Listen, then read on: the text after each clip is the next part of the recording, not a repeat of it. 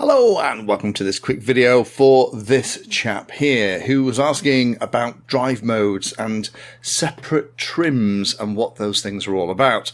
And this is the MT12. This is the Radio Master ground-based radio that I've played with for quite a bit on the channel. Go and check out all the other videos that I've done on this. I'll put it down below. Drive modes are one of the tabs that you'll find when you start scrolling through all the settings on here. And it is basically a drive version of flight modes that's been around in Open and EdgeTX for a very long time. Again, I have a video on that, so I will link you to it if you want to go and watch that. But I thought it would be interesting to talk about what drive modes are and why, for the vast majority of people that are playing with this radio, you'll probably never use them as well. So what I've done here is here on the computer, I've just started EdgeTX Companion.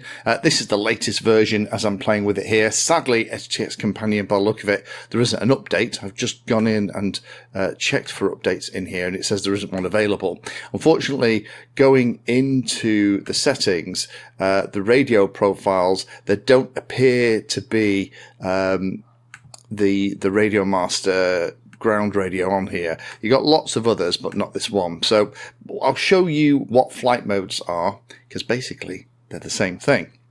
So I've just created a basic little model here. Let's just jump into this and I'll kind of show you what it looks like.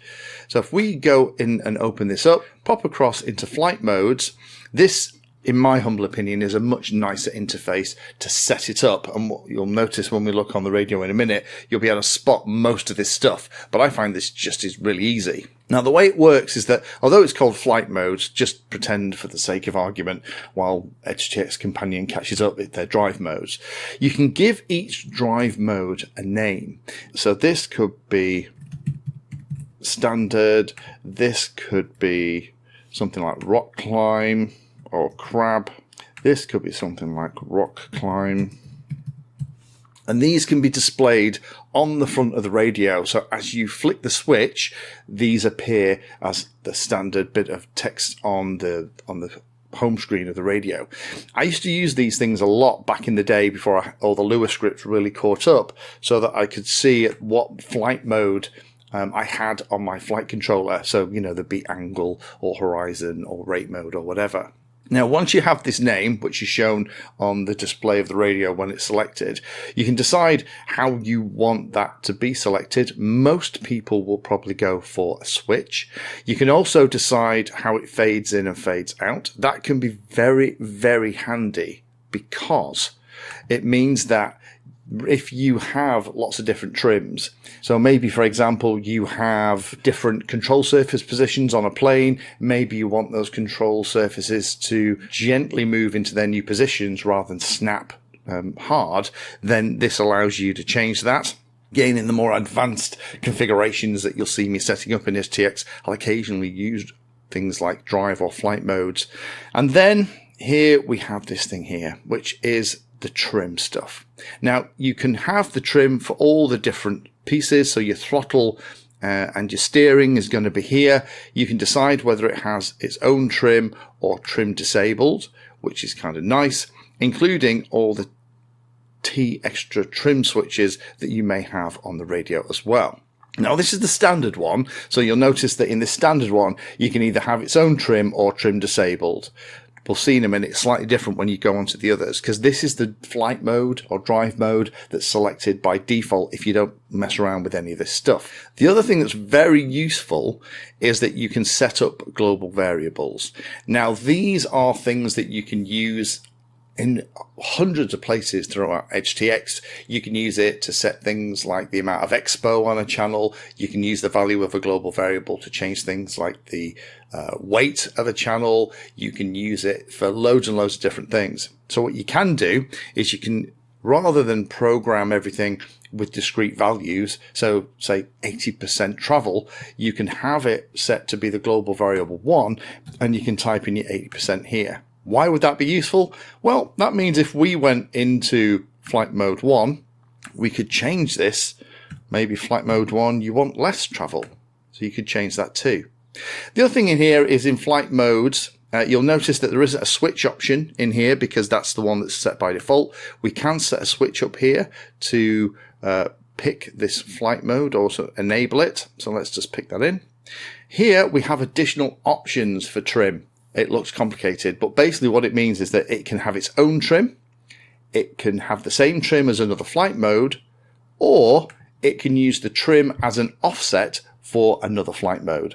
So maybe what it is that you want to have a particular movement, and these kind of things are very handy when you have really complicated setups where you might have issues where you're moving the controls around, so that maybe it's a digger you're controlling on the ground, and that in the default setting where you're moving around, the steering activates the steering, but then you want it to activate something like a digger arm. There's loads of different things that you can do here, but you can see here the trims suddenly get a lot more complicated, isn't the word, but the choices become a lot more varied. And again, you have the stuff here at the bottom. So in reality, the way that I would set it up is I would set it up so that when I would probably go SA in the middle, I would go probably SA in the top position, so that allows me to move the switch. And that's the standard mode, and that's how it would all work. If we then simulate the radio, and again, I appreciate at the moment that this isn't exactly the MT12. You can see here that I move SA. At the moment, it says standard at the bottom because that's the flight mode that we're in, or drive mode.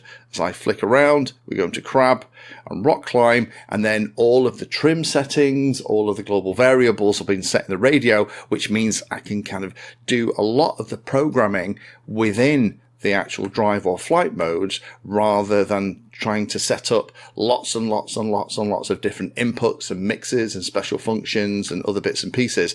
It can all be done within flight modes or drive modes. So let me just jump onto the Radio Master and let's just have a quick look at what that looks like on the actual interface of that radio. So if I tab across, and we will find that we have these things called drive modes, and there's drive mode 0, drive mode 1, 2, 3, etc. If I press drive mode 0, again, we can give it a name, just like we did in the demo that we just played with on the computer. We can change the trim values. We can change the fade in and the fade out, just like we could before. And then we have all of the global variables. Again, there's no option here to set a switch because this is the one that's set by default. So, we could call it something like 1, 2, 3. Let's just do that very quickly so you can see that appears on the screen.